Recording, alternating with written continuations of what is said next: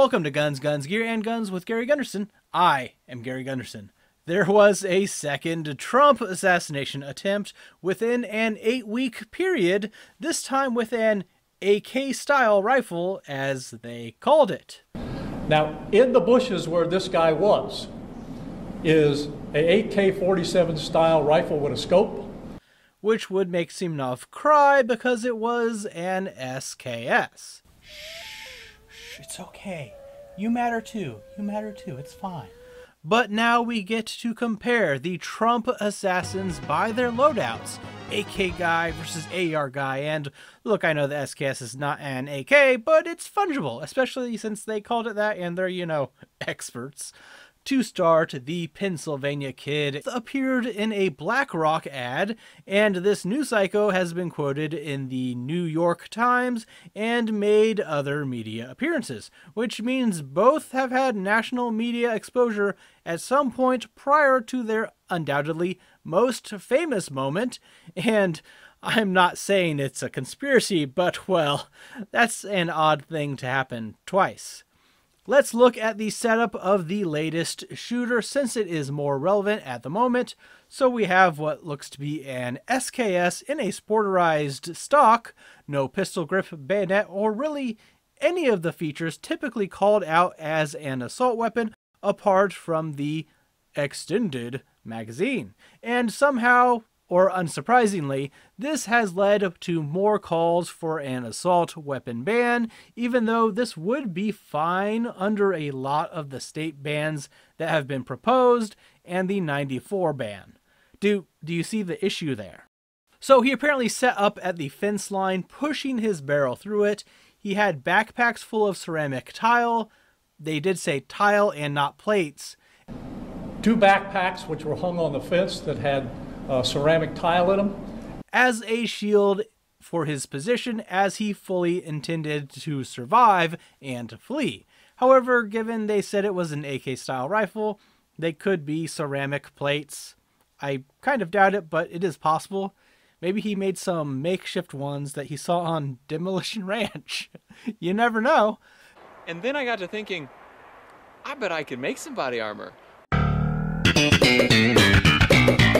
This golf course is surrounded by foliage and roads on all sides, which is how he was able to hide so well. Well, you got to understand the golf course is surrounded by shrubbery, so when somebody gets into the shrubbery, they're pretty much out of sight. All right? We want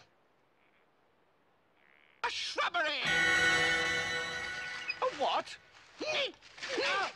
He apparently parked his Nissan nearby and set up somewhere at the corner of Summit and Congress, according to the press conference.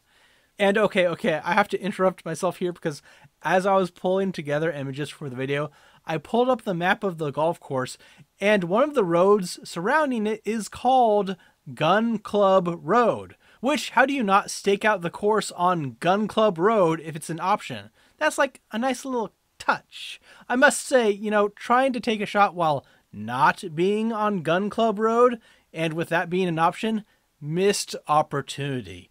It would have really given those conspiracy theorists a bump, not to mention the guys who say this is all simulation, looking for winks and nods in the system. He's a real idiot, that guy, apart from the whole trying to murder the former president up for election for a non-consecutive term thing. He also had a GoPro, but no word on how he had it mounted as he wanted to vlog his attempted murder. He left all of these items behind when he fled, which, rookie mistake.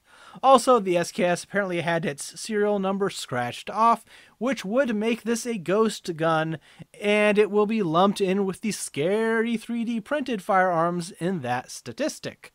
Good job.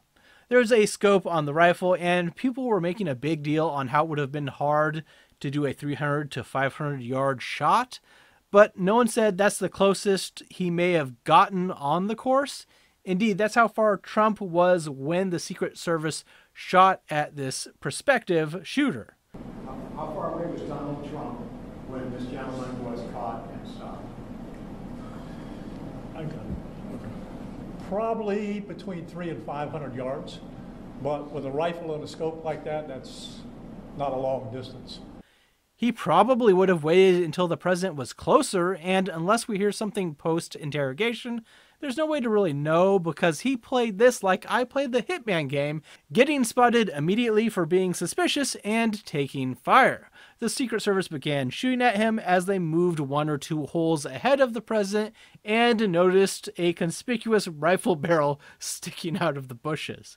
And really, if he had waited to shove the barrel through the fence, would they have still seen him? The spot he chose seemed to be fairly free of foliage compared to other parts surrounding the course, which may have made it more obvious. At the initial press conference, they said it's not clear if he even got a shot off, but reports I have read since then say he didn't shoot at all. He was apparently able to leave the scene unharmed, but he was witnessed getting into his car and fled before being arrested going north on I-95, which is just to the east of the golf course. And this guy, whose own son said he hates Trump, and the shooter, who is a big supporter of sending soldiers to Ukraine, is of apparent ambiguous political leanings. Yes, a complete mystery. We may never know. It seems crazy that there was a second attempt where, again, someone was able to just walk up within several hundred yards and set up a little sniper's nest. Flashback to a lifetime ago, July, and the goofy moron in Pennsylvania using a cheap AR. Recall he infiltrated by apparently climbing a ladder after walking around with a rangefinder and being noticed by the Secret Service, but never questioned, before getting several shots off at the president, hitting him and killing an innocent attendee. He hid out of sight, but also in plain sight, to a lot of people on a slightly sloped roof, which was the initial excuse as to why no one was posted on the very obvious place to watch. His AR had canted iron sights, a hand stop, and a red dot optic on a little riser. He was also dressed in a militia shirt, maybe to blend in. We have some decent pictures of the rifle, and it's pretty standard fare. Nothing to really write home about. It seems he probably broke the AR into 2 pieces to fit into a backpack, even though they initially were saying he could because of the collapsible stock, which is obviously something a stupid person would say. He had some sort of improvised explosives in his car, which we were told probably would have done nothing. Presumably he was hoping to set the bomb off after shooting the president as a distraction to get away, but things did not go his way. Also, how is this a real headline? I'm sorry, what was the cause of death? Maybe it was the bullet in his skull. Is this necessary? So, who wins the matchup of nematode child and crazy old man recruiting for the Ukraine? We've got an old man with a large social media presence versus a young man with virtually no social media presence. Nothing to look into there. One connected heavily with Ukraine and the other having encrypted foreign accounts, reportedly. We have an AR with a red dot versus an SKS with a scope. We have hiding on the roof versus hiding in the bushes. Who wins? Let me know your thoughts in the comments below. Even a cheap AR is probably going to be more efficient than an SKS.